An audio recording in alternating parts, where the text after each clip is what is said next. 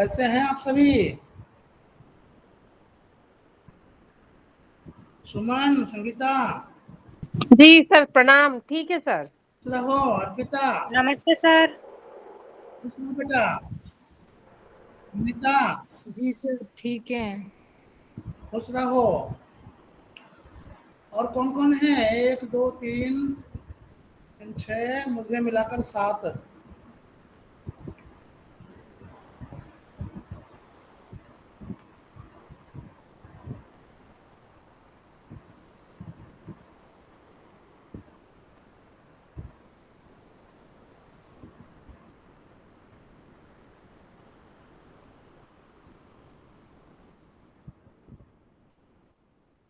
ये बिजली गई, इसका ये नाटक है। मेरी कक्षा शुरू होगी, ये जाएगी।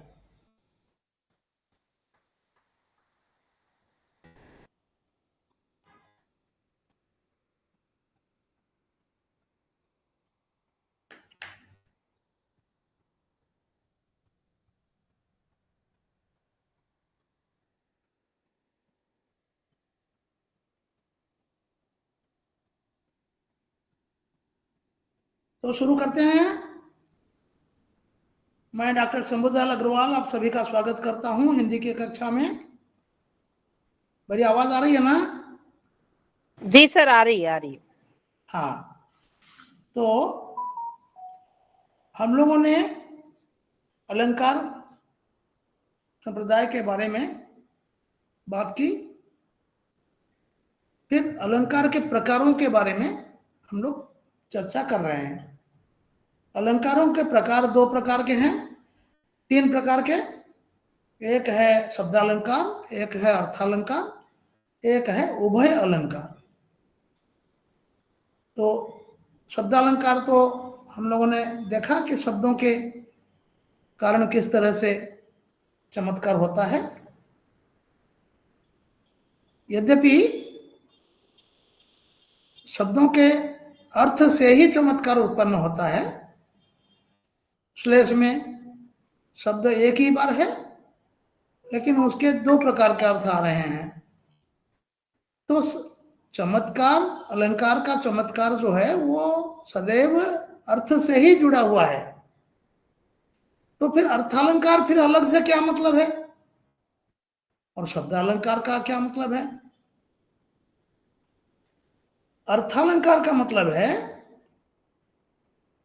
कि यदि शब्दालंकार में जिस शब्द से चमत्कार उत्पन्न हो रहा है उस शब्द को हटाकर उसका कोई पर्यायवाची शब्द रख दें तो वह सारा सौंदर्य जो था वह नष्ट हो जाएगा। बात समझ में आ रही है ना? सिल्लीमुख शब्द को अगर हटाकर सिल्लीमुख की जगह तीर या भौरा रख देंगे तो उसका श्लेष अर्थ जो है खत्म हो जाएगा।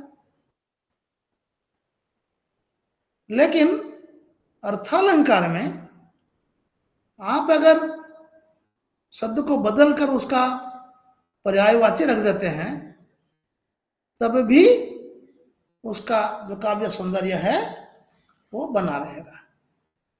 बात समझ में आ रही है? जी सर। शब्दालंकार में चमत्कार उस शब्द विशेष शब्द, विशिष्ट शब्द के कारण ही हो रहा है, क्योंकि उसका कुछ अर्थ इधर उधर हो रहा है जिसके कारण अर्थ में कुछ विशेष आकर्षण पैदा होता है। लेकिन उस शब्द को अगर बदल देंगे, आप लोग लिख रहे हैं कि नहीं? है इस बात को संक्षेप में लिखते जाइए। तो उसके बदले में अगर पर्यायवाची शब्द रख देंगे तो उसका सारा सौंदर्य नष्ट हो जाएगा। वो अर्थ और द्योतित नहीं होगा जिस अर्थ से उसका सौंदर्य बन रहा है, वह अर्थ ही खत्म हो जाएगा। ठीक है? तो अर्थालंकार को हम लोग कह सकते हैं कि यह काव्य का आंतरिक सौंदर्य है। मतलब शब्दालंकार बाहरी सौंदर्य है, शब्दों के कारण ही हो रहा है, लेकिन अर्थालंकार में अगर शब्द बदल देते हैं तब भी अर्थ वही रहेगा। तो इसको अर्थालंकार कहते हैं। समझ में आया? आप लोगों ने लिख लिया? जी सर। अब अर्थालंकार कई प्रकार के हैं, और उभयालंकार जो मैंने बताया था उसमें क्या होगा, उसमें शब्दालंकार भी होता है और अर्थालंकार भी होता है। दोनों दोनों प्रकार के अलंकार उसमें देखने को मिलते हैं। रंजू बोल रही हो? रंजू बोल रही हो क्या कुछ? नहीं सर। हाँ, माइक्रोफोन बंद करके रखना। तो अब अर्थालंकार के कई भेद उपभेद हैं, लेकिन उसमें सादृश्यमूलक अलंकार अधिक महत्वपूर्ण है। सादृश्यमूलक अलंकार मतलब चंद्रमुखी, ये जैसे उपमा अलंकार वगैरह देते हैं ना, उपमा मतलब किसी की तुलना करते हैं, ठीक है, तो वो सादृश्य हुआ, एक से दूसरे की तुलना करना, तो उसमें अर्थालंकार होता है। हम लोग आगे बढ़ेंगे तो पता चलेगा। लिखिए उपमा अलंकार। उपमा में उप का मतलब है पास में, उप सभापति, सभापति के नजदीक वाला अधिकारी, उप। और मा का मतलब है नापना, मापना, मापो, मापो, उड़िया में मापो बोलते हैं ना। मा का मतलब मापना, तौलना, ठीक है। अर्थात दो पदार्थों के बीच उनकी परस्पर समानता को जांचना, ठीक है। समझ में आया? दो पदार्थों का की तुलना जब करेंगे तो इसका मतलब क्या है, दोनों बराबर हो जाएंगे तो तुलना नहीं होगी। एक बहुत प्रसिद्ध होगा, मतलब सुंदरता में या गुण में, किसी बात में, एक सुंदरता के लिए, जैसे चंद्र है, चांद है, सुंदरता के लिए प्रसिद्ध है, ठीक है ना। तो किसी बच्ची का अगर उसका उसके साथ तुलना करते हैं तो बच्ची जो है वो प्रसिद्ध नहीं है, लेकिन जो प्रसिद्ध सौंदर्य युक्त वस्तु है उसके साथ उसकी तुलना करते हैं, ठीक है। उपमा के जो तत्व हैं, उपमा अलंकार के तत्व, चार तत्व हैं, उसके चार अंग हैं। जैसे आपने देखा था वहाँ जो आलंबन, स्थायी भाव, विभाव, संचारी भाव, रस में, वो रस के अलग अलग अंग हैं, तत्व हैं। वैसे ही उपमा अलंकार के चार तत्व हैं। वो चार तत्वों के कारण किसी में थोड़ा सा कम, किसी में थोड़ा सा अधिक होने से कई प्रकार के उपमा अलंकार बन जाते हैं। ये एक मिनट,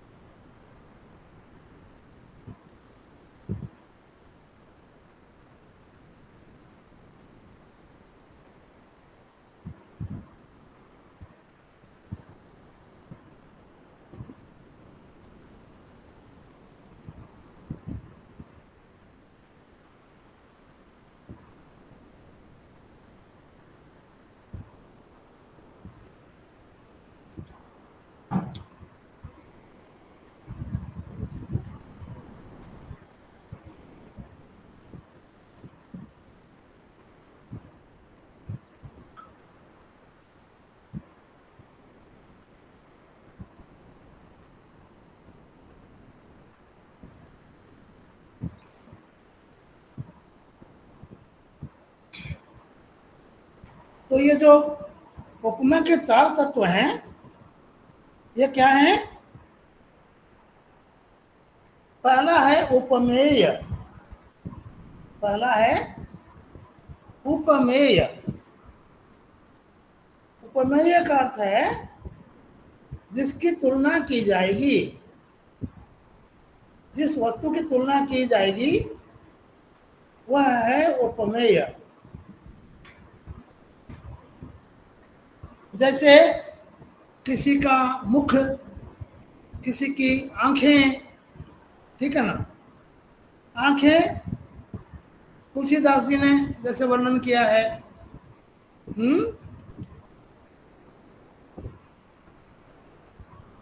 अवधेश के द्वारे सकार गई, सुतगोद गए भूपति निकसे। ये पढ़ा है आप लोगों ने? तुलसी के पद भक्ति, हाँ, किसी ने पढ़ा है कि नहीं? हाँ या ना बोल दो। नहीं सर। हाँ बेटा, नहीं पढ़ा सर।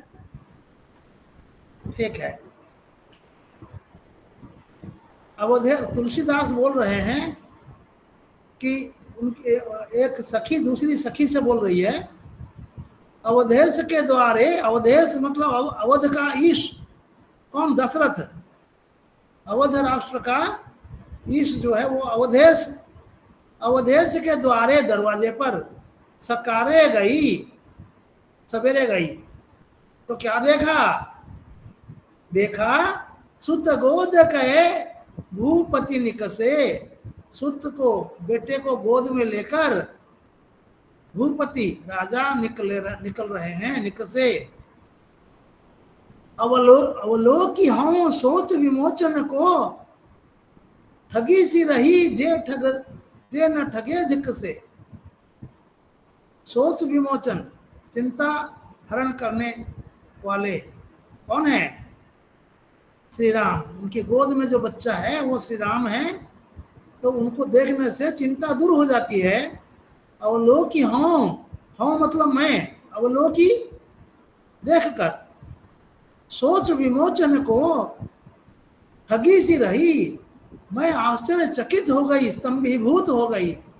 ठगी सी रही, जे न ठगे धिक से, और जो अचंभित नहीं होगी इतने सौंदर्य बालक को देखकर, उसे धिक्कार है। जे न ठगे धिक से। फिर तुलसी मनरंजन रंजित अंजन नयन सुखंजन जातक से। मैं बीच में एक पंक्ति बोल रहा हूं। तुलसी मनरंजन, तुलसीदास जी कहते हैं मन को रंजित करने वाले, मनरंजन। रंजित अंजन नयन, आंखों में अंजन लगा हुआ है, नयन कैसे दिख रहे हैं? सुखंजन जातक से, खंजन पंछी, सु मतलब सुंदर, सुंदर खंजन पंछी, जातक मतलब बच्चा पैदा हुआ, सद्यजात खंजन पक्षी की जो आंखें जितनी जैसी लग रही हैं। तो यहाँ श्री राम की आंखों की तुलना खंजन पक्षी की आंखों से की गई। और तुलसीदास तो हर जगह लिखते हैं पद कमल, नयन कमल, मुख कमल, कर कमल,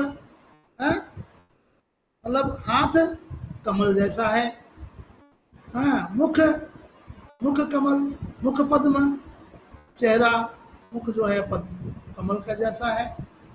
तो यह है उपमा अलंकार। तो चंद्रमा, कमल, खंजन, मीन। मीन मतलब, मीन का मतलब क्या है? मछली। मछली। मछली की आंखें बहुत सुंदर होती हैं। तो अक्सर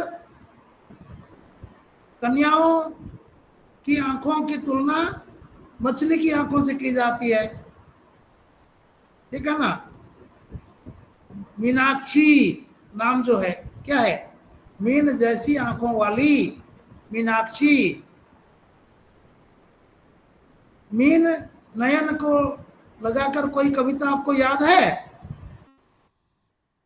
हाँ, वो कौन से कवि हैं उड़िया के?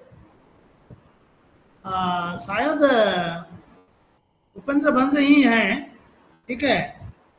ओडिसी में लिखा है उन्होंने, मीना नयन रे झिन बसन रे।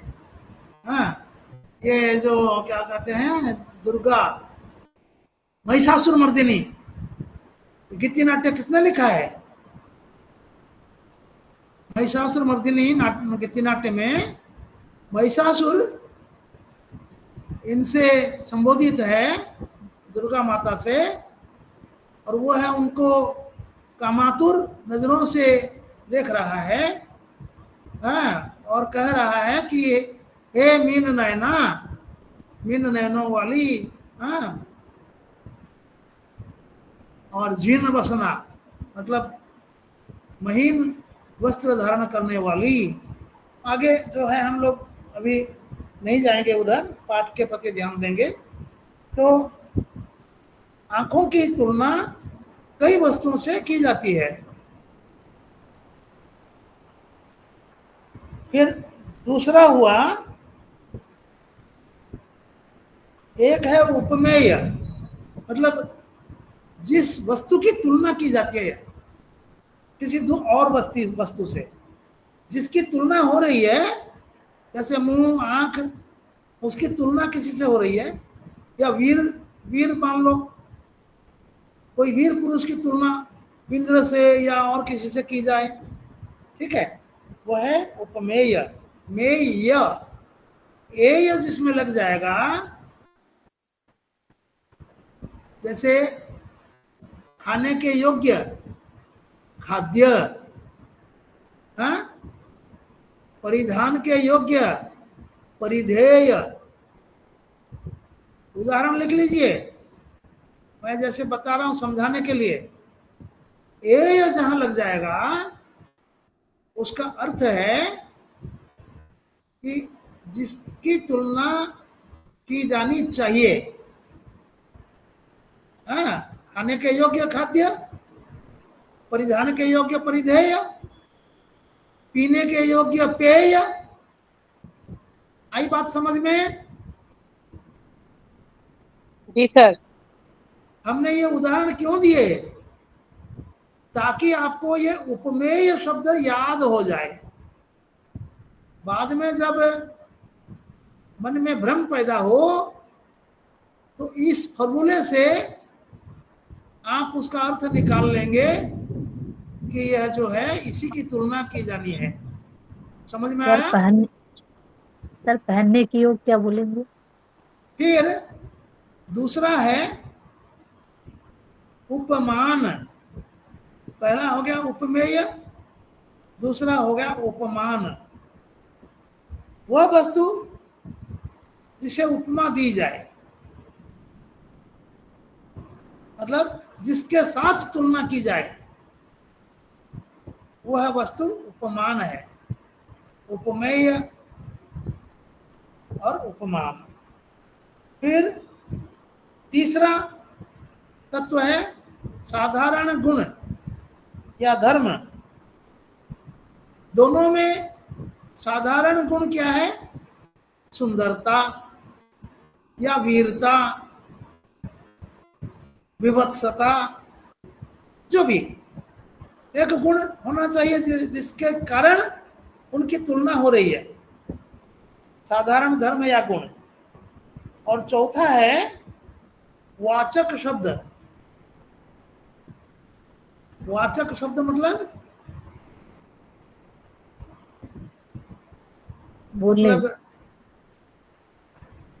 जैसा, हाँ, चांद जैसा मुखड़ा। तो यहाँ उपमेय क्या है? मुखड़ा। चांद हो गया उपमान, साधारण धर्म हो गया सौंदर्य, जो कि छुपा हुआ है, लिखा हुआ नहीं है सौंदर्य। और वाचक शब्द हो गया जैसा, चांद जैसा मुखड़ा या चांद सा मुखड़ा। समझ रहे हैं? जी सर। तो एक वाचक चिन्ह, वाचक शब्द भी बीच में होता है। कोई जरूरी नहीं है कि हमेशा होगा, कभी कभी नहीं भी होगा, लेकिन समझ में आएगा। इसको बोलते हैं ऊह्य है, मतलब है लेकिन छुपा हुआ है। तो ऐसे जैसे सम, फिर बिजली गई गई, अरे बाप रे, मुझे आज यात्रा करनी है, कैसे जाऊंगा?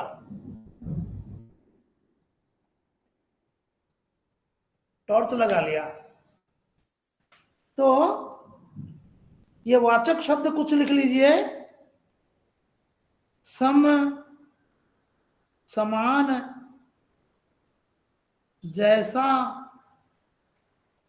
सरिस, जनु, मनु, मानो। सर क्या नानो? हाँ, सर रिपीट कीजिए, क्या है मनु के बाद?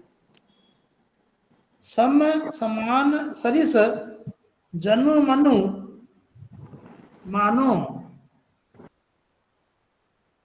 इमी जिमी, इमी जिमी आदि।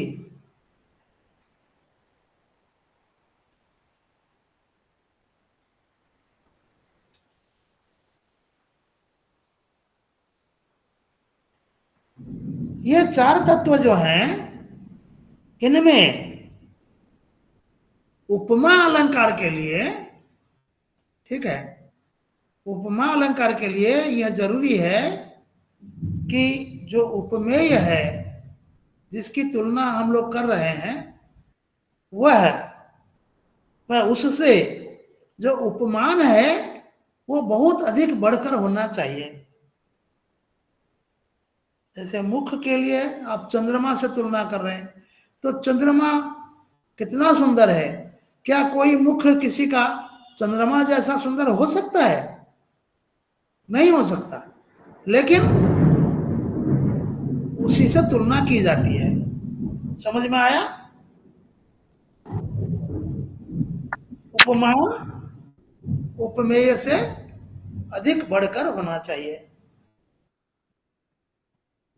और वह लोक प्रसिद्ध भी हो, सभी उसके बारे में जानते हो कि यह चीज सबसे अधिक सुंदर है या अधिक वीर है, या ये ठीक है, ठीक है ना। वीरता के बारे में अर्जुन का मिसाल दिया जाता है, हाँ, अर्जुन जैसा वीर। तो उपमान जो है वो बहुत अधिक प्रसिद्ध होना चाहिए, मतलब उसके बारे में संपूर्ण समाज को अधिकतर पता होना चाहिए कि हाँ ये बहुत ठीक है। तो उपमा के प्रकार लिखे,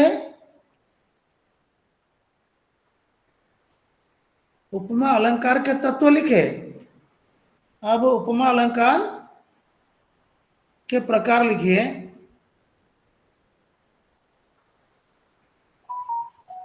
पूर्णोपमा,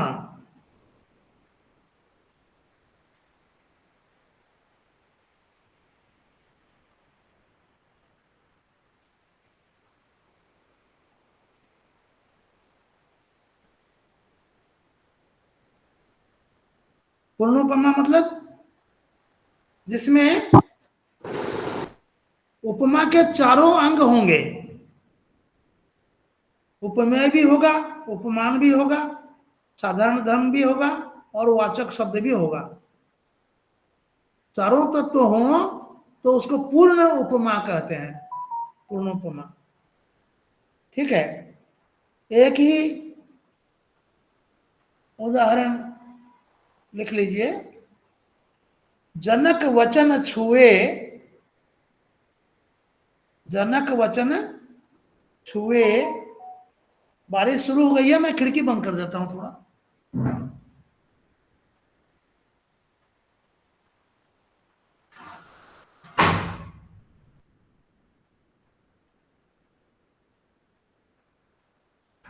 जनक वचन छुए, बिरवा लजारू। बिरवा, बिरवा का मतलब लता।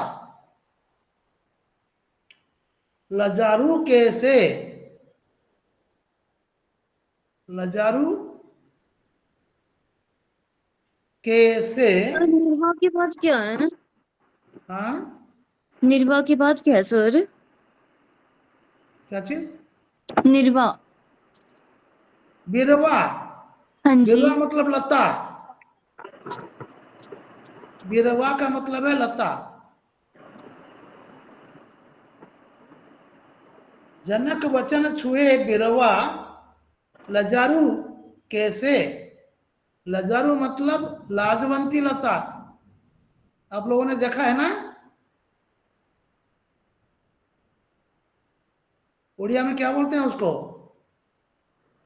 लाजकुड़ी लता। छोटे छोटे पत्ते होते हैं। सर जिसे टच मी नॉट बोलते हैं इंग्लिश में। टच मी नॉट, हाँ। तो उसको छूना तो दूर, उसके पास हाथ ले जाएंगे तो वो संकुचित हो जाती है, उसके पत्ते संकुचित हो जाते हैं। तो जनक वचन छुए, तो लज्जा के लिए वो है जो लाजवंती लता बहुत प्रसिद्ध है, ठीक है कि नहीं? वैसी लज्जा किस व्यक्ति में, किस लड़की में, या किस किस चीज में हो सकती है? इतनी लज्जा, हाँ, जो अपने आप अंदर, अपने अंदर अपने आप को समेट ले। जनक वचन छुए बिरवा लजारू कैसे। अगले चरण में, वीर रहे सकल, वीर रहे सकल सकुची सिर नायके। वीर रहे सकल सकुची सिर नायके, मतलब जनक ने कुछ बात कही कि मतलब कोई आक्रमणकारी या किसी के बारे में बात कही, और अपने वीरों से, हाँ, उन्होंने कुछ बोला होगा, ऐसी बात कही जिसको सुनकर, छुए मतलब छूकर, यहां सुनकर सारे वीर जो है वो सकुची सिर नायके रहे। सिर नायके मतलब सिर झुकाकर खड़े रहे। सकुची संकोचवश, सकुची संकोचवश। कैसे? जैसे मानो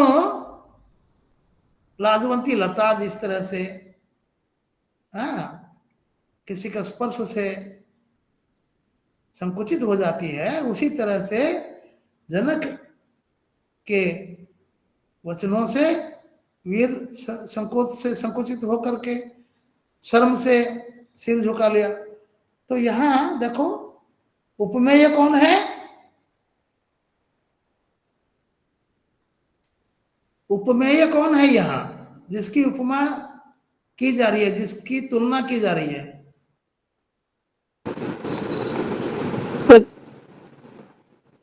कौन?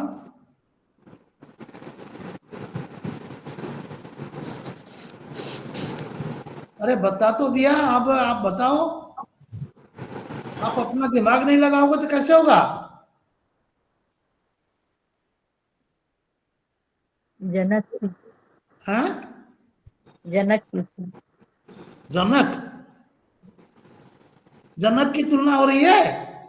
जी। उपमान कौन है? उपमान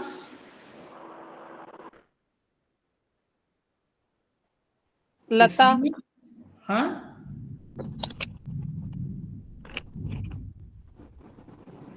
उपमान कौन है? सर लता। लता, लाजवंती लता उपमान है। तो उपमेय लाजवंती लता से किसकी तुलना हो रही है? जनक की।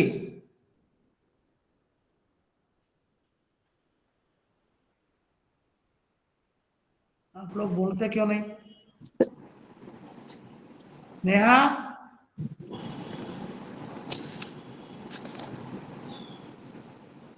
बोलो। अरे संकुची लता के जैसे, सकुच लाजवंती लता के जैसे कौन संकुचित हुआ? जनक संकुचित हुए? जी। जनक। हाँ सर। बात किसने कही?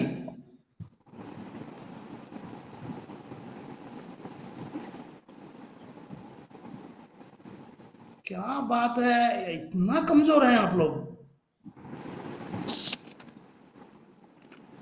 दिमाग लगाते ही नहीं बिल्कुल।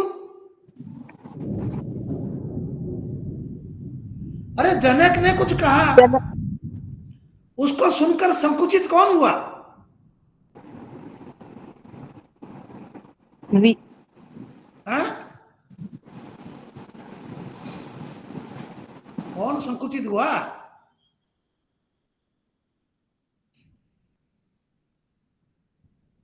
धन्य है।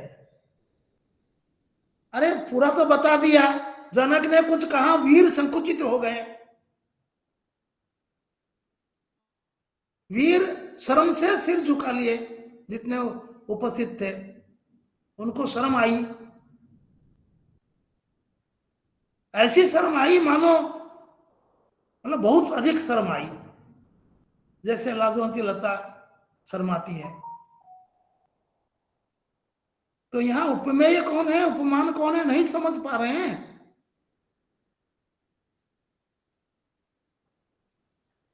सिर्फ रट रट के परीक्षा में जाएंगे।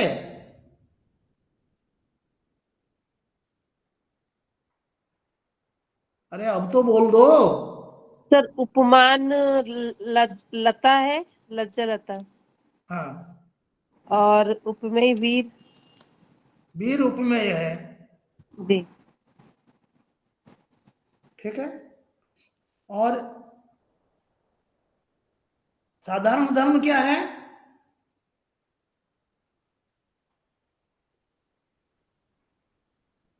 ये पूर्ण उपमा है, चारों विद्यमान है, मतलब लिखा हुआ है। चारों जो तत्व हैं वो है उस कविता में मिलेंगे, और लिखा भी होगा। सकुची, सकुची मतलब लज्जा। लज्जा यहाँ पर शर्म या लज्जा जो है वो है साधारण धर्म। लाजवंती लता लज्जा करती है, और ये वीरों ने भी लज्जा शर्म से सिर झुका लिया। तो साधारण धर्म है लज्जा, लिख लीजिए। और वाचक शब्द कौन सा है?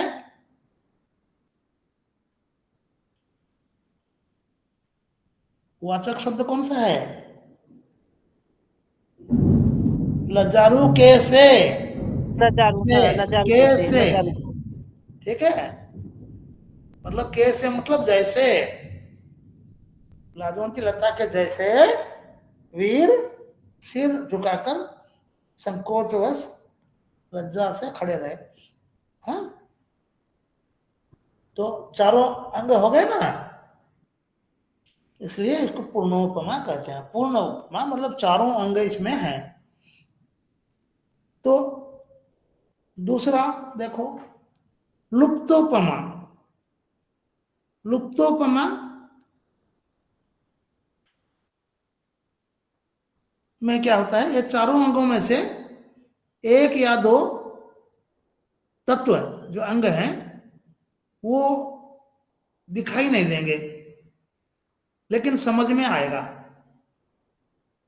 लुप्त हो चुके हैं मतलब वो कवि ने उसका उल्लेख नहीं किया।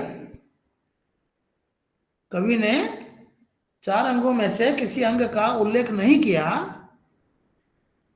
लेकिन समझ में आता है, तो उसको लुप्तोपमा कहते हैं। ठीक है। तो लुप्तोपमा अगर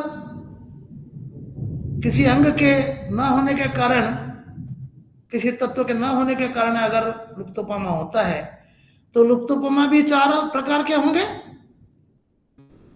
क्योंकि चार अंग है ना।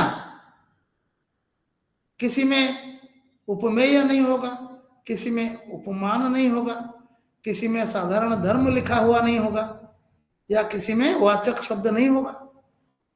तो चार प्रकार के लुप्तोपमा जो है वो चार प्रकार का है।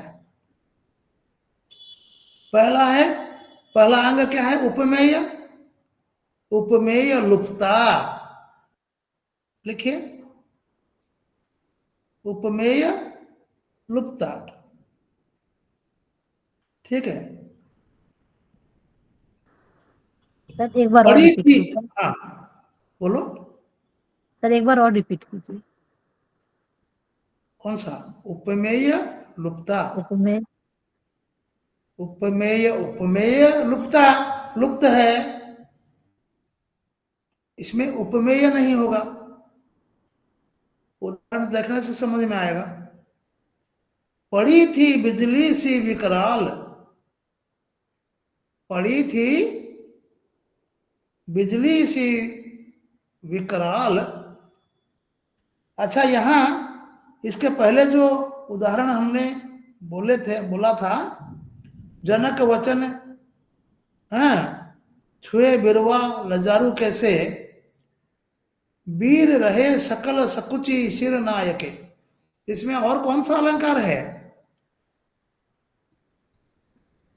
पूर्णोपमा तो है, और कौन सा अलंकार है?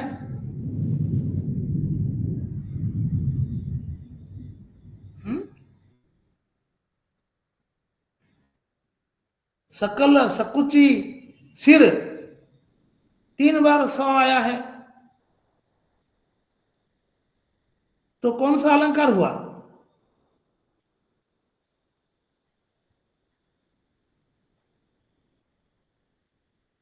अनुप्रास अलंकार नहीं हुआ? क्या चुपचाप बैठ जाते हैं? क्या मतलब, मुझे आश्चर्य लगता है कि आप लोग इतना क्यों अपने आप को हीन समझते हैं? हाँ? आप लोग हिम्मत क्यों नहीं करते हैं? कई बार ऐसा होता है, उत्तर मालूम है लेकिन बोलना नहीं चाहते हैं, संकोचवश। वही बिरवा लजारू कैसे, बिरवा लजारू कैसे, संकोच करने से होगा क्या? हिम्मत से काम लेना है ना। तो बिजली फिर चली गई, 1 मिनट।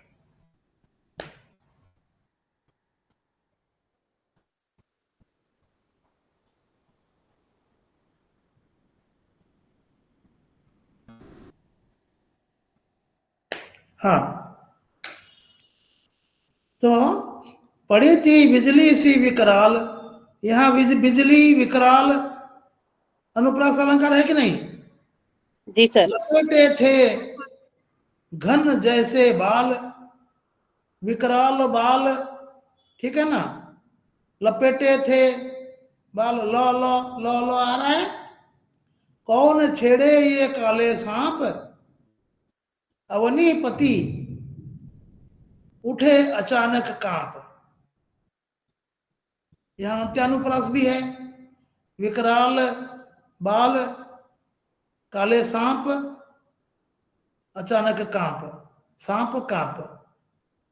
तो आप जब किसी कविता का ये अलंकार पढ़ने का तात्पर्य यह है, मैं इतना अच्छी तरह समझाने का प्रयास क्यों कर रहा हूं, कुछ अलंकार जो है बहुत ही साधारण अलंकार है, मतलब जल्दी याद रह जाता है, समझ में आ जाता है।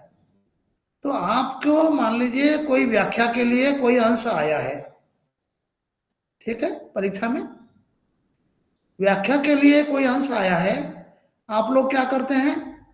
आप लोग उसको पद को लिख देते हैं, फिर प्रसंग लिख देते हैं, फिर भावार्थ लिख देते हैं, खत्म हो जाता है, तो नंबर कितना मिलेगा? उसमें आपको वह कविता किसकी लिखी हुई है, कौन से संकलन में है, कब प्रकाशित हुआ, उस लेखक के बारे में भी थोड़ा सा परिचय देंगे। ठीक है। मेरे पास एक वीडियो मैंने बनाया था, व्याख्या कैसे लिखें, प्रश्नों का उत्तर कैसे लिखें परीक्षा में, और व्याख्या का उत्तर कैसे लिखें, दोनों वीडियो में डालूंगा। मुझे याद दिलाना कोई फोन करके, ठीक है। तो मैंने कल कहा था लेकिन भूल गया। तो उसमें आप लेखक का परिचय भी देंगे उसमें, और उसके बाद जो व्याख्या करेंगे उसका भावार्थ लिख दिया, फिर उसको बाल के खाल निकाल कर उसका विश्लेषण करेंगे। फिर उसके बाद प्रसंग से उसका जो व्याख्या है, जो विश्लेषण है, वो प्रसंग के आधार पर होना चाहिए। किस परिस्थिति में ये बात लिखी गई है, उसके पहले क्या है, इसके बाद में क्या है। पूर्वापर संपर्क। उसके बाद आप लिखेंगे भाव साम्य। भाव साम्य मतलब ऐसी ही कविता या ऐसे ही भावों वाली कोई भी रचना, एक या दो पद या दोहा, और किसी लेखक का या उसी लेखक का, हाँ किसी का भी लिखा हुआ हो, वही भाव जिसमें आते हों, आपको याद आता है तो आपको वहां लिखना है भाव साम्य। ऐसी ही ऐसे ही कोई भी ऐसे ही विचार कुछ फलाना, हाँ कि इसमें देखने को मिलता है करके डैश दे करके उसके नीचे वो पद लिख देंगे। ठीक है। मान लो कस्तूरी कुंडल बसे मृग ढूंढे वन माही आया है, उसकी व्याख्या लिख रहे हैं। तो भाव साम्य में वैसे कबीर के बहुत सारे दोहे ऐसे हैं कि इंसान जो प्राणी की सांसों में ही ईश्वर का वास है, लेकिन हम लोग इधर उधर ढूंढते हैं। आवश्यक नहीं है, अगर सही ढंग से अगर हम उनका ध्यान करेंगे तो अपने अंदर ही ईश्वर को हम लोग प्राप्त कर सकते हैं। तो ऐसी ही कविता कबीर के वाणी में भरा हुआ है। एक पद है, मोको कहाँ ढूंढे बंदे महते तेरे पास में, नामे मस्जिद ना काबा कैलाश में, हाँ नामे छुरी नामे भेड़ी ना, हाँ क्या नामे भेड़ी नामे बकरी ना छुरी गड़ास में, खोजी हो तो तुरते मिली हो सब शासन के सांस में। इसको भाव साम्य में लिख देंगे। कबीर के की वाणी में या कबीर के साहित्य में, हाँ ऐसे प्रसंग भरे पड़े हैं। उसी में अगर आपको मैंने शिव पुराण का मैं लिखता हूँ एक, उत्तमा सहजावस्था, द्वितीया ध्यान धारणा, तृतीया प्रतिमा पूजा, होम यज्ञ चतुर्थी का शिव पुराण में यह श्लोक आता है कि सहजावस्था में हम लोग बैठे हैं, काम कर रहे हैं, जा रहे हैं, भोजन कर रहे हैं, या मान लीजिए लैट्रिन में बैठे हैं, तब भी यदि हम ईश्वर को याद रख सकते हैं तो वह सबसे उत्तम पूजा है। उत्तमा सहजावस्था, द्वितीय ध्यान धारणा। अगर ऐसे सहजावस्था में ध्यान नहीं लगा सकते तो मतलब याद नहीं रख सकते, तो ध्यान सब सारा काम छोड़ के ध्यान में बैठेंगे। तृतीय प्रतिमा पूजा, जो मूर्ति पूजा है वो उसका स्थान तीसरा है, पहला नहीं है। और होम यज्ञ चतुर्थी का, और जो हम लोग होम को सर्वश्रेष्ठ पूजा पद्धति मानते हैं, उसका स्थान चौथा है। तो इसको भाव साम्य के रूप में आप 2-3 और लिखेंगे। फिर रस छंद अलंकार लिखेंगे उसमें, छंद क्या है? यह दोहा है, दोहे में इतने इतने अक्षर होते हैं दोनों चरणों में, वो लिखेंगे। उसके बाद अलंकार लिखेंगे, इसमें कौन सा अलंकार है, समझ रहे हैं? तब जाकर के आपका उत्तर संपूर्ण होता है। उसमें अगर 10 अंक हैं तो आपको 8-9 मिल सकते हैं। विद्यार्थी क्या करते हैं, वो भावार्थ लिख दिया और नंबर मेरे कम आए हैं, जांचकर्ता ने ठीक से नहीं नंबर दिए। हाँ, मैंने बहुत बढ़िया लिखा है, लेकिन जांचकर्ता ने हमारे साथ क्या किया है, धोखा किया है, ऐसा विद्यार्थी समझते हैं। तो इसलिए अज्ञान के कारण हम लोग अपने गुरु को दोष देना शुरू कर देते हैं। तो इसलिए मैं आपको बता रहा हूं, ये जो अलंकार है, ठीक है, कुछ चीजें आप नहीं समझ पा रहे हैं, कोई बात नहीं, ठीक है, लेकिन जितना आप कर सकते हैं वो आप करने का प्रयास कीजिए, आपको नंबर अच्छे मिलेंगे। मेरा चश्मा कहाँ गया? तो यहां देखो, पड़ी थी बिजली सी विकराल। हाँ, कौन पड़ी थी? बिजली जैसी, मतलब बिजली कौन है? जो आसमान में चमकती है बिजली। बिजली सी विकराल, भयंकर होकर पड़ी थी। कोई पड़ी थी? कौन पड़ी थी? बिजली। हैं? सुप्रिया। तो लपेटे थे घन जैसे बाल। घन मतलब बादल, बादल जैसे उमड़ घुमड़ कर आते हैं चारों तरफ, मतलब विक्षिप्त रूप में, उस तरह से उसके बाल बिखरे हुए हैं,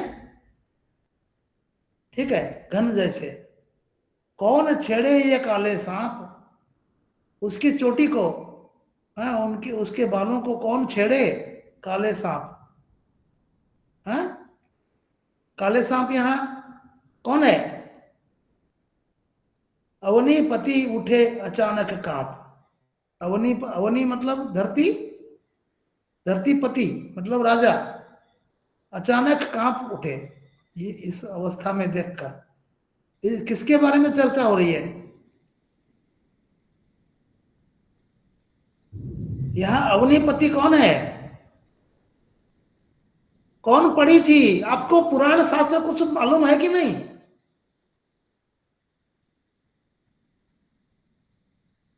अरे कौन पढ़ी थी?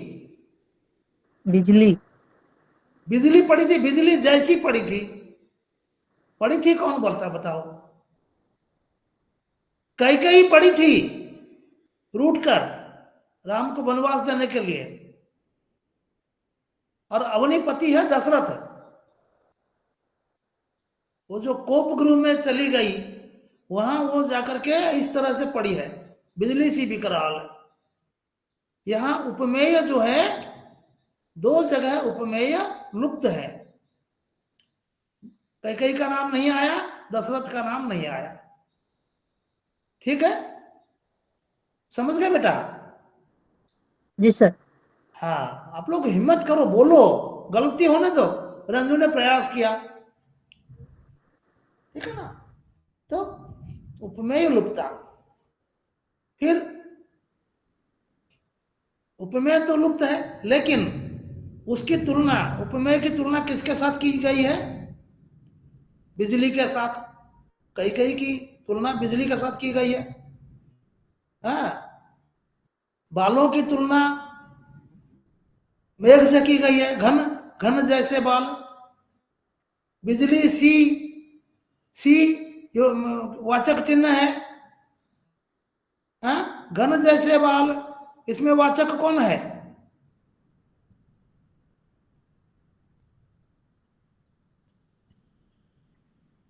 आप लोग समय बर्बाद मत करो, मैंने पूछा तो आपको फट बोलना चाहिए। बाल है, हाँ बाल है, बोलो। बाल बाल। अरे बाल तो उपमेय है यहाँ पर, यहाँ दो उपमेय नहीं है, कैकेयी और दशरथ, लेकिन बाकी में तो उपमेय है। बाल उपमेय है, घन है उसकी उपमान, घन जैसे बाल, मेघ जैसे बाल, तो यहाँ बाल उपमेय है। मतलब आपको देखो पड़ी थी बिजली पूरा का पूरा जो दोहा है उसमें उपमेय लुप्ता अलंकार है 2 जगह, उस जगह को आप निकाल नहीं सकते, समझ गए कि नहीं? पूरा प्रसंग जो है वो कैकेयी के बारे में है, कैकेयी यहाँ लुप्त है इसलिए उपमेय लुप्ता हुआ, लेकिन बाकी छोटे छोटे जो उपमा अलंकार हैं इसमें, उसको भी तो आपको दिखाना पड़ेगा। बिजली सी विकराल, बिजली विकराल होती है। हाँ अच्छा, यहाँ उपमा अलंकार नहीं है, उपमा अलंकार है घन जैसे बाल, उनके कैकेयी के जो बाल हैं वो घन जैसे हैं, मेघ जैसे हैं, तो यहाँ पर बाल उपमेय है, घन जो है उपमान है, जैसे वाचक से वाचक शब्द है। तो अब राजा उसको मनाने के लिए गए, लेकिन वो डर रहे हैं, कौन छेड़े ये काले सांप, काले सांप, यहाँ काले सांप क्या है? कैकेयी के उसके बाल। बाल, हाँ उसके बाल। उसके बाल, लेकिन यहाँ उपमा अलंकार नहीं है, रूपक अलंकार है, या कौन सा है वो, मतलब वो बाल ही सांप है, उसके बाल ही, कौन छेड़े ये काले सांप, तो उसके बाल ही काले काले सांप हैं, सांप जैसे नहीं है, काले सांप सीधे सीधे कह दिया गया। ठीक है, आगे चलकर ऐसे प्रसंग आएंगे तो वहां पर कौन सा अलंकार है आपको लिखना है। तो इस प्रकार आपको एक अलंकार या एक पद में, या जो व्याख्या के लिए जो आया है उसमें कौन से अलंकार कहाँ कहाँ किस किस शब्द में है, अगर ढूंढ कर लिख सके ना तो 10 में से 9, 9.5 जांचकर्ता का दिल करेगा कि 10 का 10 ही दे दूं। समझ रहे हैं? इसमें इसके लिए कड़ी मेहनत की जरूरत है, सिर्फ पढ़ने से नहीं होगा, एक्सरसाइज करनी है। कोई भी कविता ले लो, उसमें से ये आप जो अलंकार अध्याय पढ़ने के बाद कोई भी कविता लेकर के उसमें क्या क्या कौन सा किस पद में कहाँ कहाँ कौन सा अलंकार है ढूंढने का प्रयास करो, लिखो, तो क्या होगा, आपको अभ्यास हो जाएगा, तब आप जल्दी जल्दी समझ सकेंगे। सिर्फ पढ़ लेने से याद थोड़ी रहेगा। करत करत अभ्यास के जड़मति होत सुजान, रसरी आवत जात ते सिल पे पड़त ऊपर पड़े निशान। निशान। निशान।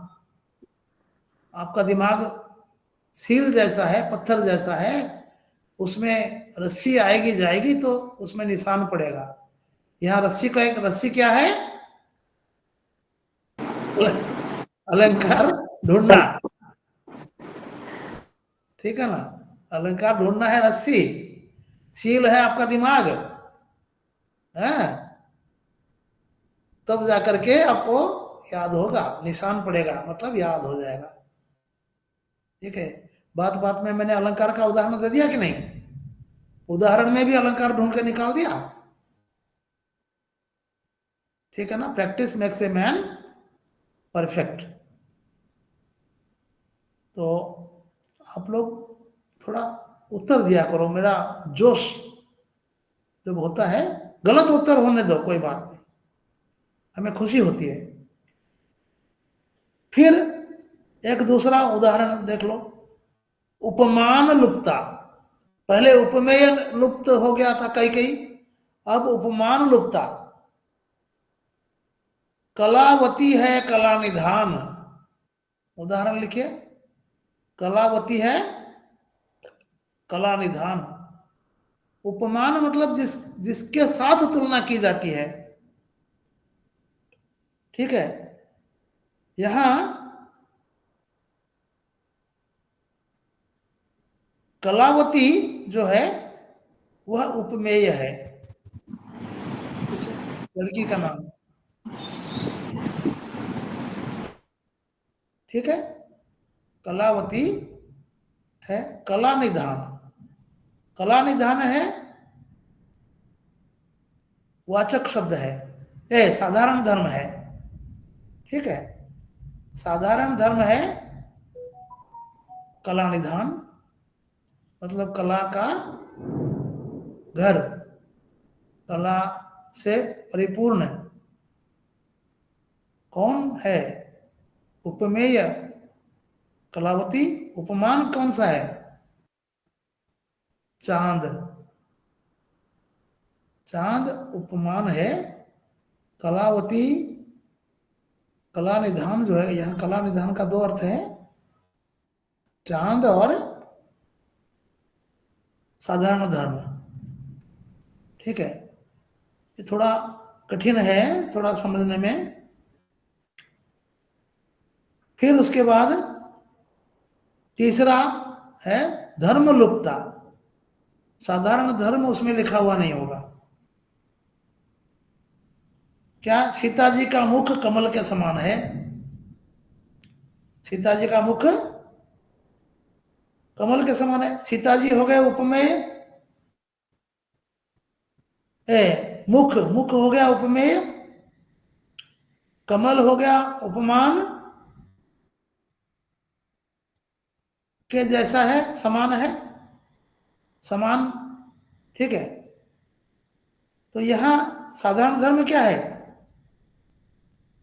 समान, मुख, सुंदरता। यहां मुख कमल के समान सुंदर है, सुंदर शब्द यहां नहीं है, ठीक है। तो ये सुंदर जो है वो धर्म है दोनों का, जिसके कारण उसकी तुलना की जा रही है, ठीक है। उसके बाद वाचक लुप्ता। मोहिनी मुख विधु वदन सुहावन, मोहिनी मुख विधु वदन सुहावन, ठीक है। वाचक लुप्ता अलंकार आपको पंत की कविता में बहुत अधिक मिलेंगे, ठीक है। यहां उपमेय है मोहिनी मुख, मोहिनी का मुख, मोहिनी मुख बीच में योजक चिन्ह है। उपमान है विधु वदन, विधु मतलब चंद्र, ठीक है। विधु वदन चंद्र का मुख, वदन मतलब मुख, विधु मतलब चांद। उपमान है, उपमेय मोहिनी का मुख है। साधारण धर्म, धर्म है सुहावन, सुंदर, सुहावन, सुहावन वाचक शब्द नहीं है। मोहिनी मुख विधु वदन जैसा सुहावन है, जैसा शब्द नहीं है यहां पर, वाचक लुप्ता, ठीक है। अब एक और आएगा मालोपमा। मालोपमा बड़ा ही रोचक उपमा अलंकार है। माला की तरह है, उपमा जो है वो एक माला की तरह गूंथा हुआ है, ठीक है, कैसे?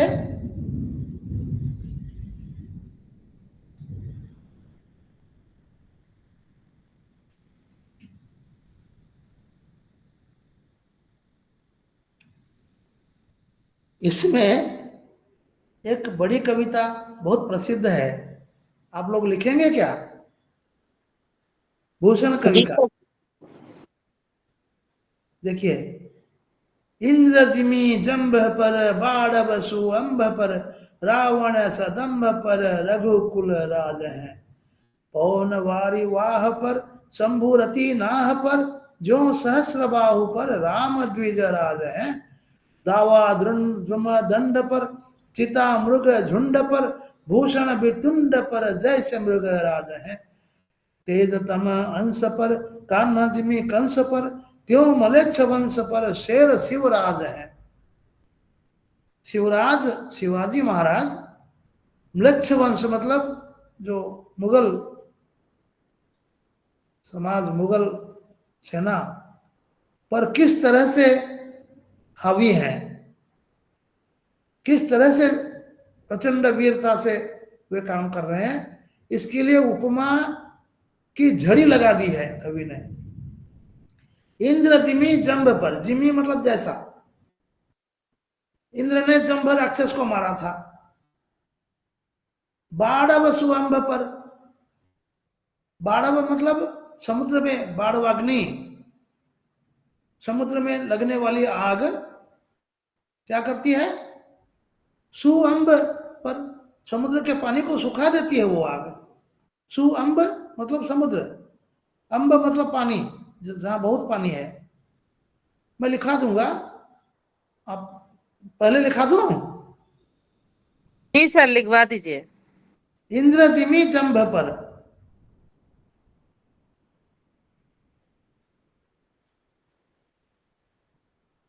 लिख लिया?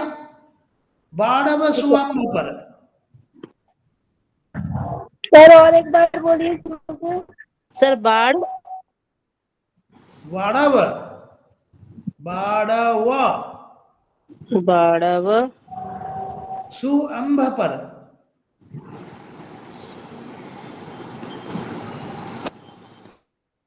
अगली अगली पंक्ति है रावण सदंभ पर,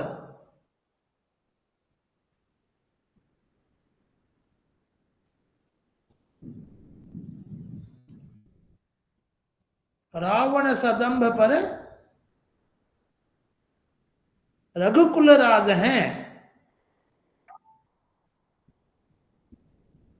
जिमी, जिम नहीं, जिम्मी, जिमी, इंद्र जिमी,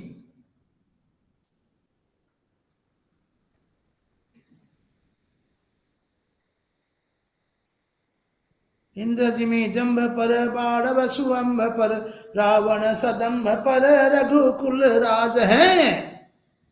पवन वारी वाह पर शंभुरति नाह पर जो सहस्र बाहु पर राम द्विज राज हैं। हाँ, पवन वारी वाह पर, पवन पवन, वारी वाह बादल, पवन वारी वाह पर शंभु रतिनाह पर, शंभु रतिनाह पर जो सहस्र बाहु पर, जो सहस्र बाहु पर राम द्विज राज हैं। ठीक, जल्दी जल्दी कलम चलाओ ना। दावा द्रुम दंड पर,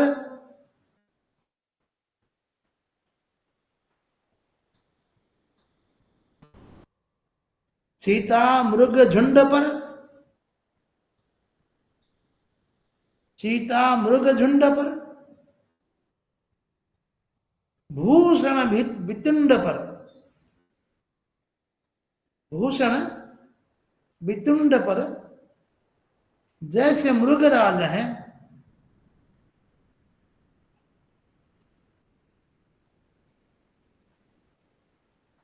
हाँ, तेज तम अंश पर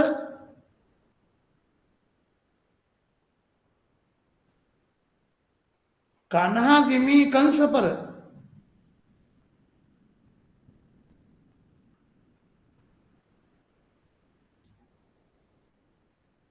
त्यों मलेच्छ वंश पर।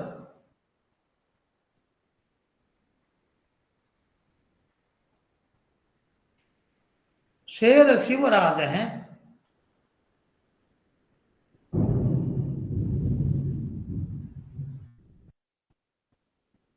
वाह, इसका अर्थ जी देखो। सर। इंद्र जिमी जंब पर, इंद्र ने जिस तरह से जंब पर विजय हासिल किया, वो जंब भय खाता था। बाढ़ वसु अंब पर, बाढ़वाग्नि जिस तरह से समुद्र को सुखा देती है। बाढ़वाग्नि शब्द और किस कविता में है? हाँ, बाढ़वाग्नि हिंदी की कौन सी कविता में है?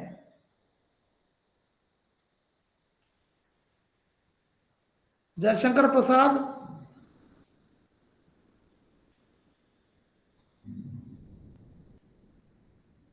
याद नहीं? हिमाद्रि तुंग श्रृंग से, याद है किसी को? हिमाद्रि तुंग श्रृंग से प्रबुद्ध शुद्ध भारती, स्वयं प्रभा समुज्ज्वला स्वतंत्रता पुकारती। अमर्त्य वीर पुत्र हो दृढ़ प्रतिज्ञ सो चलो, प्रशस्त पुण्य पंथ है बढ़े चलो बढ़े चलो। असंख्य कीर्ति रश्मिया विकीर्ण दिव्य दासी, सपुत्र मात्र सपूत मात्र भूमि के रुको न सूर्य साहसी। अमर्त्य सैन्य सिंधु में सुवाड़ वाग्नि से जलो, प्रवीर हो जय वनो बढ़े चलो बढ़े चलो। अमर्त्य वीर पुत्र है, अराती सैन्य सिंधु में सु, अराती मतलब शत्रु, शत्रु के सैन्य सिंधु, शत्रु के सैनिकों की जो जो समुद्र है, शत्रु सैन्यों, शत्रु सेना रूपी समुद्र में सुवाड़वाग्नि जैसे जलो। एक बहुत ही भयंकर वाड़वाग्नि के जैसे आप कूद पड़ो। हाँ, तो जैसे वाड़वाग्नि समुद्र को सुखा देती है, उस तरह से आप हाँ शत्रु सेना को खात्मा कर दो। ठीक है, यहां भी उपमा अलंकार है कि नहीं? हाँ, अराती सैन्य सिंधु में सुवाड़ वाग्नि से जलो, सुवाड़ वाग्नि से मतलब जैसे जलो। तो ये सब चीजें आप थोड़ा अध्ययन करेंगे बहुत, और अध्ययन मतलब साइलेंट रीडिंग से नहीं होता है। आप ऊंची आवाज में जब तक नहीं पढ़ेंगे आपको कुछ याद नहीं रहेगा। और स्वर देकर, मैं जैसे गाता हूं, मैं गाता हूं ना स्वर देकर, हम स्वर देकर गाते हैं इसलिए हमें याद है। जो साइलेंट रीडिंग करेगा उसको याद नहीं रहेगा। तो ये समझ में आया बेटा? जैसे इंद्र जंब राक्षस पर, बाड़वाग्नि समुद्र पर, रावण पर, रघुकुल राज श्री राम जैसे रावण पर विजयी हुए। पवन वारी, पवन मतलब पवन हवा, वारी वाह मतलब बादल, तेज हवा आती है तो बादल को उड़ा कर ले जाती है कहीं। तो वीर कौन है? पवन। फिर शंभु रतिनाह पर, रतिनाह मतलब रति की कहानी सुनी है आपने? जो रति का पति कौन था? काम, क्या नाम था वो देवता भगवान का नाम? काम, काम के की पत्नी है ना रति, वो काम शब्द है उनके नाम में। कौन बोलेगा? मुझे याद नहीं आ रहा है।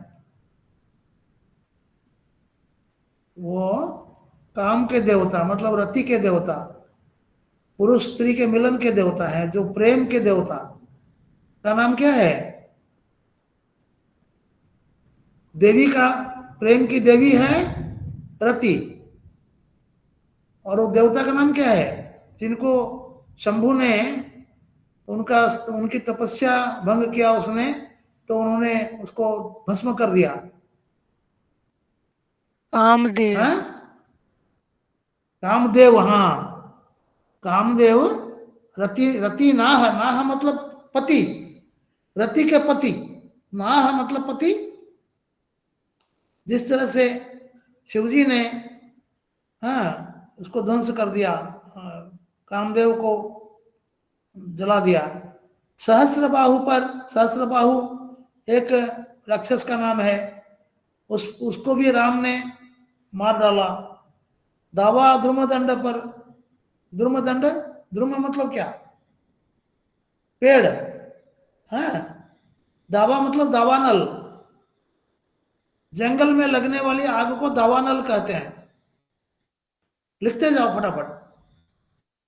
जंगल में, समुद्र में लगने वाली आग बाड़वाग्नि, जंगल में जो आग लगती है उसको दावानल। दावा ध्रुमदंड पर, दावानल जब उत्पन्न हो जाता है तो बड़े बड़े पेड़ जलकर खाक हो जाते हैं। दावा ध्रुमदंड पर, चीता मृग झुंड पर, चीता मृग का झुंड है, उस पर जिस तरह से झपटता है, सबको मार डालता है। सीता मृग झुंड पर, भूषण वितुंड पर, भूषण ये कवि का नाम है, उसने अपना जोड़ा है। वितुंड पर जैसे मृगराज हैं। हाँ, अधिक समय नहीं लगाएंगे। तेज तम अंश पर, तेज तम, तम मतलब अंधेरा, अंश मतलब प्रकाश। तीव्र अंधेरा छाता है तो प्रकाश डूब जाता है। कान्हा जी में कंस पर, कृष्ण ने जिस तरह से कंस पर हावी हुए मारे, उसी तरह से म्लेच्छ वंश पर शिवाजी महाराज शेर हैं। तो शिवाजी महाराज की प्रशंसा में भूषण कवि ने 8-10 उपमा। ठीक है, ठीक लग रहा है आपको? अच्छा लग रहा है? जी सर। बोरिंग तो नहीं हो रही है? नहीं सर। आप लोग थोड़ा थोड़ा मेरे साथ साथ देते ना तो मजा आ जाता है। गलती होने दो, गलतियां होंगी। मैं क्या सारा ठीक बोलता हूं? हमसे भी गलती हो सकती है। कोई भी व्यक्ति पूरी तरह पंडित थोड़ी हो सकता है। इंसान का तो गलती का पुतला है। अभी मैं कामदेव, काम काम बोल रहा हूं, देव याद नहीं आ रहा है। गलती है कि नहीं? एकदम सरल शब्द है देव, तो अर्पिता ने बता दिया कामदेव। ठीक है, तो समझना, तो इस तरह से आपको साथ देना चाहिए। अब आइए उपमेय उपमा। उपमेय उपमा,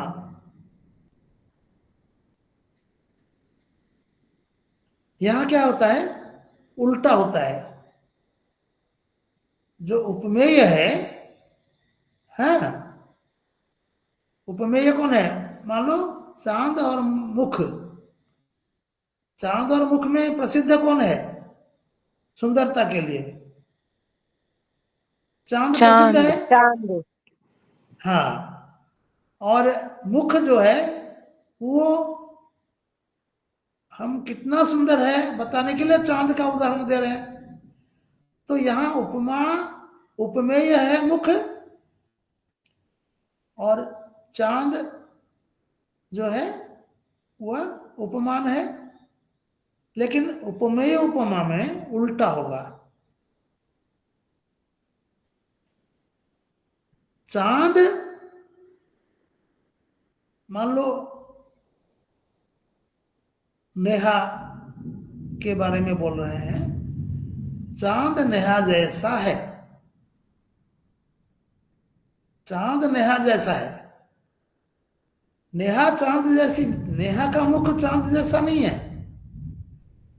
चांद नेहा के मुख जैसा है, उल्टा करके बोला जाता है। मतलब वो उसको और अधिक सुंदरता, चांद से भी बढ़कर सुंदर है। यहाँ चांद को उपमेय बना दिया गया। हम्म। उदाहरण देखो,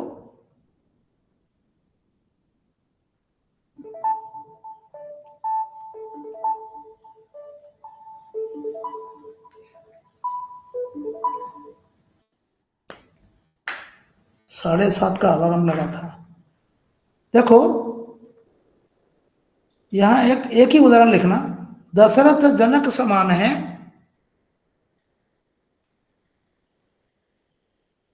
दशरथ जनक समान है। जनक सदृश दशरथ नृपति। नहीं, इसको मत सर लिखो, इसको मत लिखो, ये वाला लिखो। रमणी मुख शशि तुल्य है। रमणी मुख शशि तुल्य है।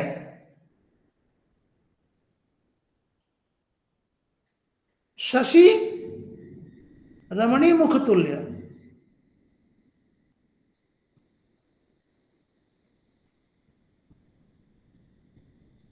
ठीक है, समझ में आ रहा है ना?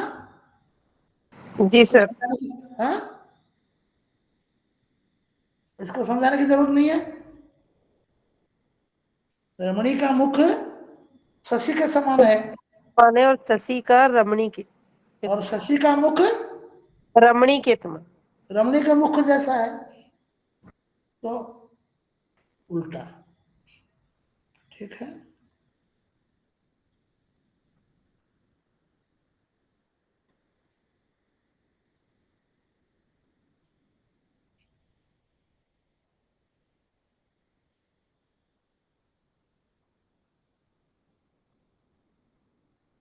एक गमनोपमा लिखिए। मैं थोड़ा चुन चुन कर बता रहा हूं सारा। गमनोपमा, जहां उपमेय और उपमान में ऐसा क्रम हो कि पूर्व कथित उपमेय क्रमशः उपमान होता चला जाए। समझ रहे हैं? सर एक बार रिपीट कर दीजिए। है, उपमेय और उपमान में ऐसा क्रम हो कि पूर्व कथित उपमेय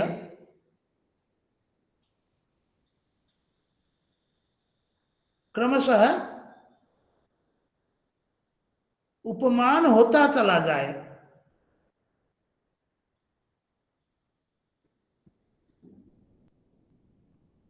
वहां गमनोपमा होता है, गमनोपमा होती है।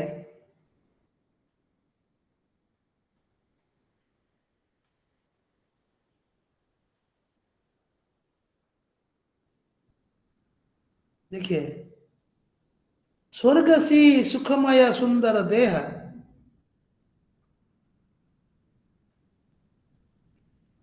स्वर्ग सी सुखमय सुंदर देह, देह सा सुंदर कोमल प्राण, देह सा सुंदर कोमल प्राण,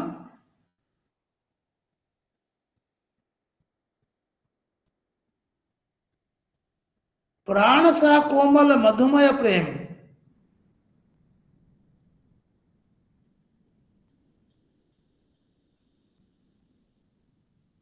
प्रेम सा मादक चुंबन दान।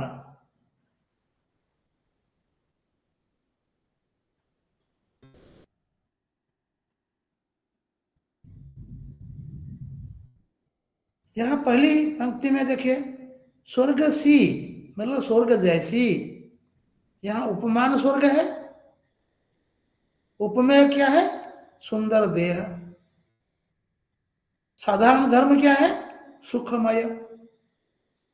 ठीक है, स्वर्ग उपमान है, उपमेय है सुंदर देह। मतलब देह है उपमेय। अब अगले चरण में आया देह, फिर उपमान हो गया। देह सा सुंदर, पहले चरण में देह था उपमेय, उसके अगले चरण में देह उपमान हो गया। देह सा सुंदर कोमल प्राण, कोमल प्राण देह जैसा सुंदर है। यहां उपमेय कौन है? प्राण। देह है उपमा, उपमान। फिर अगले चरण में आया प्राण, जो पहले उपमेय था यहां उपमान बन गया। प्राण सा कोमल मधुमय प्रेम,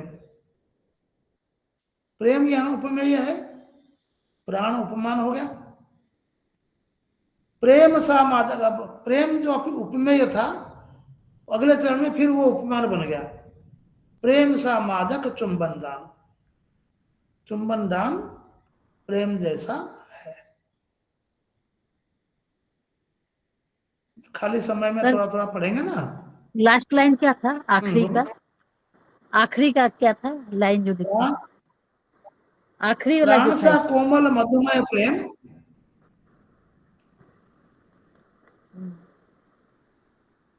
प्राण सा कोमल मधुमय प्रेम, प्रेम सा मादक चुंबन दान। दाम। हाँ? दान। दानो दानो, दान, पैसे, भोजन, वस्त्र दान, हाँ भोजन दान, ठीक है। तो उसके बाद है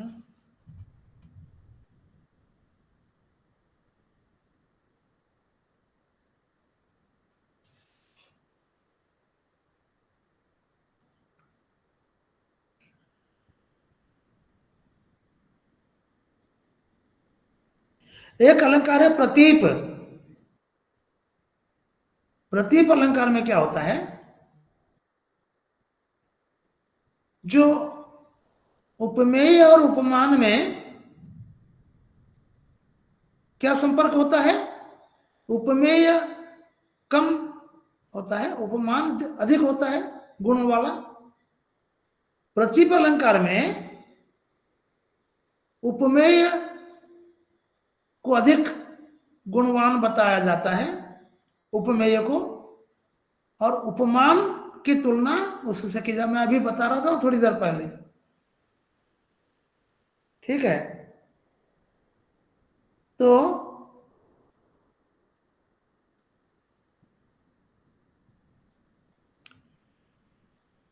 प्रतीप के भी प्रथम प्रतीप, द्वितीय प्रतीप, तृतीय प्रतीप, चतुर्थ प्रतीप, ऐसे पंचम प्रतीप, कोई जरूरत नहीं है, आप एक ही बार लिखेंगे। हाँ, मैं एक सुंदर सा छोटा ढूंढ रहा हूं।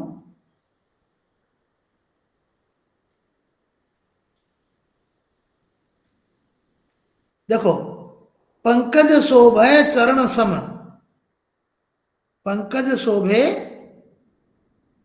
चरण सम, मतलब यहां किसी भगवान के चरणों से तुलना की जा रही है। किसकी? सर कमल की। कमल फूल की। यहां कमल उपमेय हो गया और भगवान के चरण जो है वो अधिक सुंदर है, वो हो गया उपमान, ठीक है।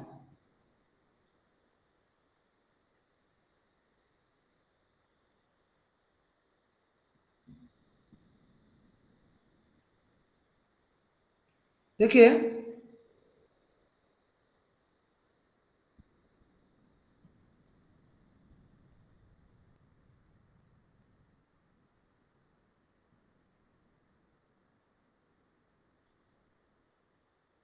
एक छोटा सा देखो, दृग आगे, दृग आगे मृग कछु नाही,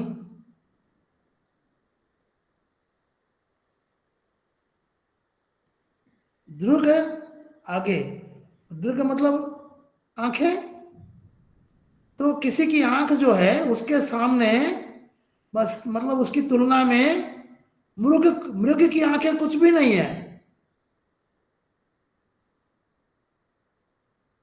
मृग की आंख सुंदरता के लिए प्रसिद्ध है, लेकिन यहां मृग की आंख से अधिक सुंदर बताया गया उस व्यक्ति या उस बच्ची की आंखों को। मृग अधिक सुंदर है, उसकी तुलना में मृग कुछ भी नहीं है। ठीक है, तो ये हो गए कुछ शब्दालंकार।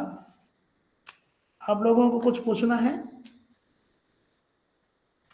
मैं थोड़ा 15 मिनट पहले कक्षा समाप्त करूंगा, मुझे यात्रा करनी है और बाहर बारिश हो रही है, मुझे तैयारी करनी है। फिर कल कल आपकी कक्षा है कि नहीं? कल नहीं है सर। कल नहीं है? नहीं, कल नहीं है, 29 को है। कल क्या बार है? शनिवार। अच्छा अच्छा, तो शनिवार रविवार 2 दिन नहीं है, नहीं है बिल्कुल। फिर सोम मंगल को होगा, है ना? नहीं सर। ठीक है, तो मैं यहाँ समाप्त करता हूँ। आप लोग मुझे मैसेज लिखें और वो जो वीडियो डालने के लिए ज़रूर लिखना। हम वो वीडियो दोनों डाल देंगे ग्रुप में, आप लोग देखना। हाँ, उसको शेयर सब्सक्राइब जरूर कर देना बेटा। मैं सर अधिक आप चैनल का नाम बता दीजिए। चैनल का नाम जी मेरे ज्यादा नहीं है, मुझे सर, समय फिर नहीं भी मिलता बनाने के लिए। नाम बता दीजिए, एक बार ढूंढेंगे। भारत गुरुकुल। जी सर, ठीक है। मैं स्वप्नजीवी हूँ। हमारे सपने बहुत दूर तक जाते हैं, लेकिन अकेला हो जाता हूँ। मेरे साथ कोई एक टीम होती तो मैं काफी कुछ काम कर सकता था। एक शिक्षा पद्धति, पूरी शिक्षा पद्धति का एक्सपेरिमेंट करना चाहता हूँ।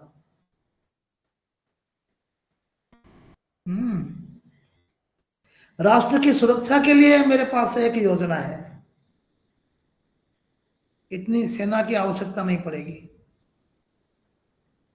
ठीक है, ऐसे ऐसे चीजें दिमाग में लेकर घूमता हूँ। भागवत लिखने की इच्छा है कविता में, रामचरितमानस की तरह। हिंदी में नहीं है, अवधी भाषा में लिखूंगा। फुर्सत नहीं मिलती, पेट की चिंता में, कमाई की चिंता में लगे रहते हैं, तो वो हो जाता है। ठीक है, समाप्त करते हैं आज। जी धन्यवाद सर। खुश रहो बेटा। धन्यवाद सर। खुश रहो रंजू, सुमन, विनीता, धन्यवाद अर्पिता, सर। नेहा, संगीता, सब कोई खुश रहो और मेहनत करो। हाँ, शुभ जी रात्रि। सर, शुभ रात्रि सर।